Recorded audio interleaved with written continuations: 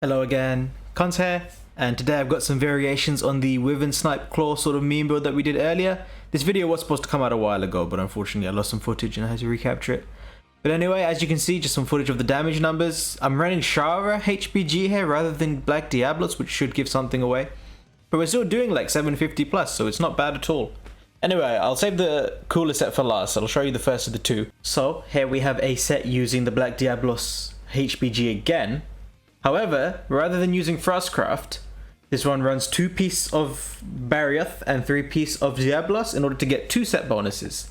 And those would be Barioth's Hidden Art Punishing Draw and Diablos' Hidden Art, which raises the limit on Slugger. We then run 5 points of Slugger to max out the skill, at which point we're getting plus 60% KO damage. And we also have Punishing Draw on our build. Now the nice thing about Punishing Draw is that even though we're losing Frostcraft, we are getting back some of that damage because Punishing Draw itself gives your draw attack slightly more damage.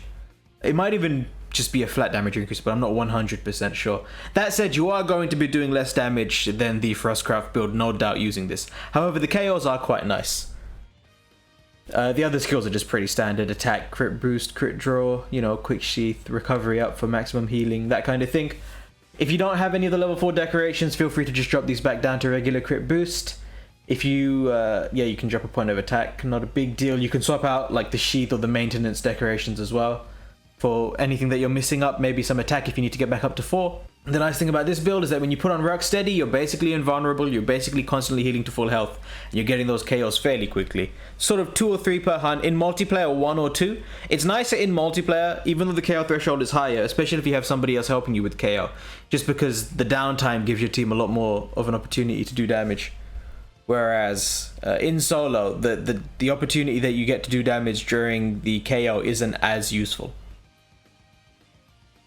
And as you can see, we're still getting reasonable damage numbers. Now, the second of these two sets I'm much more excited about. We're using the Shara heavy bowgun. The nice thing about Shara is that even though it can't run elementless, it does have more base roll than Black Diablos, so it sort of makes up for the loss of damage somewhat. We run standard stuff, crit boost, crit draw, attack boost, recovery up, all the standard kind of stuff. The nice thing here is that we're using Frostcraft again. And we're also running Quick Sheath and Tool Specialists, which are fairly nice for getting those mantles reactivated. We're using Glider Mantle and Rocksteady Mantle, and with 3 points of Tool Specialist, you basically have 100% uptime. Now, the idea for this build is you use the Glider Mantle to activate Sleep. You can also swap out Rocksteady for Evasion if you want. But the idea here is that you use the Glider Mantle to increase your sleep damage, and then fire sleep shots, which the heavy bowgun has access to. Shara's HBG does have access to Sleep 2 ammo. It's the reason we run a single point of reload assist. You can also run a single point of recoil down, but I didn't find it that useful. And yeah, aside from that, it's pretty standard stuff. We're running Fellshroud for peak performance, and we're running 4-piece Volcana for the set bonus.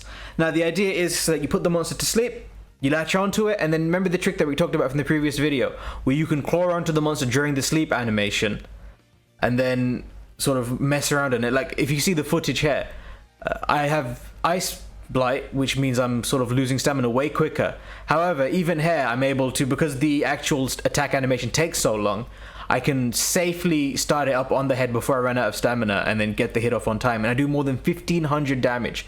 And you can put it to sleep multiple times. Bring Combines for more sleep 2 bullets. Don't forget to keep Glider Mantle up while you're using them. You can always go back to camp and make more sleep bullets if you want. This one especially shines in multiplayer, especially if you have like a greatsword user on the team who can then wake up the monster more effectively, and once done you can then latch onto it and continue to spam. But yeah, as far as the set's concerned, same idea as before. Even if you don't have all the good level 4 decorations, you can just drop them back down to level 2s and swap out some tool maintenance, some health boost, some of the attack points for any of the skills that you're missing that you'd rather have.